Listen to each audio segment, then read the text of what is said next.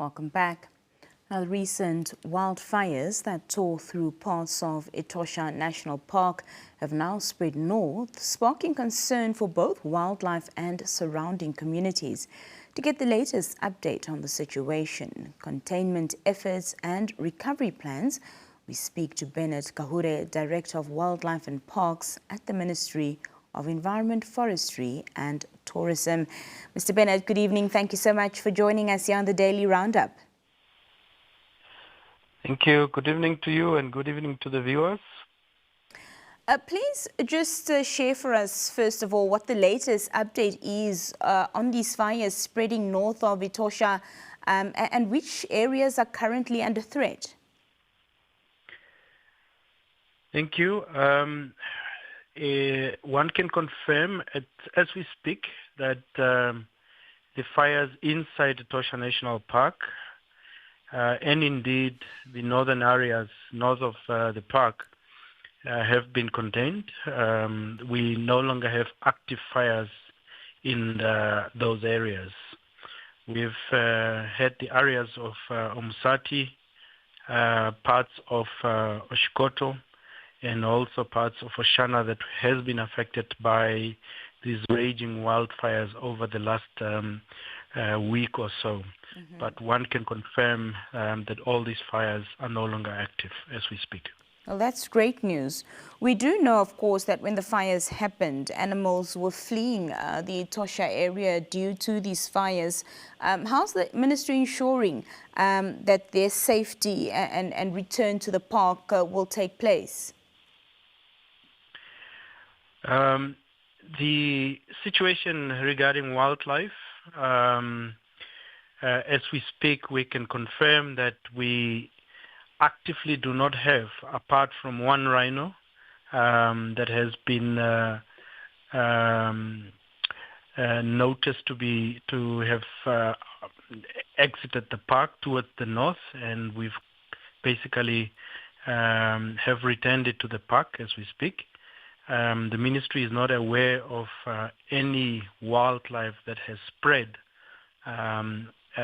in the quest to avoid the wildfires. But what we can confirm is that we occasionally have species that find themselves as part of our conservation on communal lands north of Etosha. And they would range from elephant herds. You would occasionally find lions that would be looking for prey, easy prey outside the national park. But as we speak, our efforts in terms of aerial surveillance and so on, we have not really come across fleeing wildlife effectively as a result of these animals fleeing from the wildfires that we've had over the past number of days. Well, this is one of the largest, most elaborate fires we've seen within the country. I want to know how the nearby communities and farmers were affected and what measures of support are in place for recovery. Recovery efforts, of course, putting out these fires has been a collaborative effort. One really needs to pay homage and thanks to stakeholders such as the Namibia Defence Force, the Namibian Police, our regional councils, our neighbours, both on communal land and commercial freehold land. And indeed, our own staff from within the ministry that have been fighting these wildfires, raging wildfires over the past couple of weeks, 2 weeks or so. In terms of recovery efforts, all our efforts since the fires have been brought under control basically has been to do mopping up in terms of really looking at ensuring that these fires do not reignite. Mopping up means really putting out tree stumps where there are tree stumps that still had a bit of fire, In terms of other recovery efforts, really, is really to look at how we can prevent similar wildfires not from occurring again. Other efforts have been aimed at saving the untouched partial land within the Etosha, but also outside, in terms of really strengthening our cut lines so that if any wildfires were to reignite, that we save the remaining areas of the national park and outside. Well, it was quite a large body of land that was affected, Mr. Bennet. What happens now in terms of rehabilitation for that area?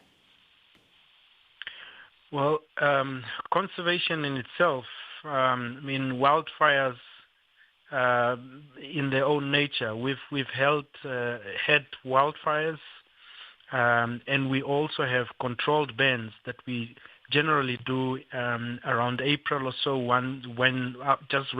right after the rains. And this is done really to prevent large areas from burning. These particular wildfires have been devastating in their own effect because we've had quite a lot of dry grass, and that has exacerbated the situation of the wildfires. So we are trying everything possible to prevent any of these fires not to reoccur by putting in all these measures that we've mentioned. Just lastly, for the community's sake, what, preventative measures can, the community undertake to, prevent fires from either starting or spreading going forward? Well, what we've really noticed and recognized is that we need to provide continued training and education to our communities.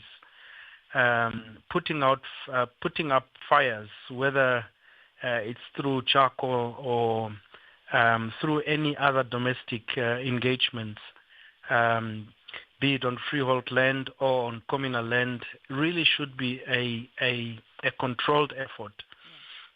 We encourage all the communities really to be very responsible when handling any kind of fire, whether it's a small fire or anything significant as working with charcoal and so on. We really need and urge and encourage all the communities to be extra careful to ensure that every area in terms of charcoal, the immediate area should be cleared, at least for a significant portion of that immediate area needs to be completely cleared of any dry material. So that in the event of fire outbreak, really one can control and easily handle any kind of mistake that happens.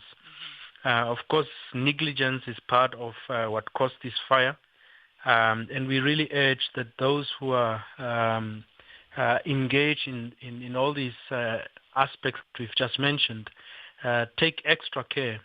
As a ministry, this is our clarion call to the entire community out there. Mr. Bennet, Kahuure, thank you for your time and thank you for joining us this evening here on the Daily Roundup. Thank you so much and have a good evening to you. When we come back after this brief break, the Daily Roundup with Nina continues. We touch on World Mental Health Day. Stay with us.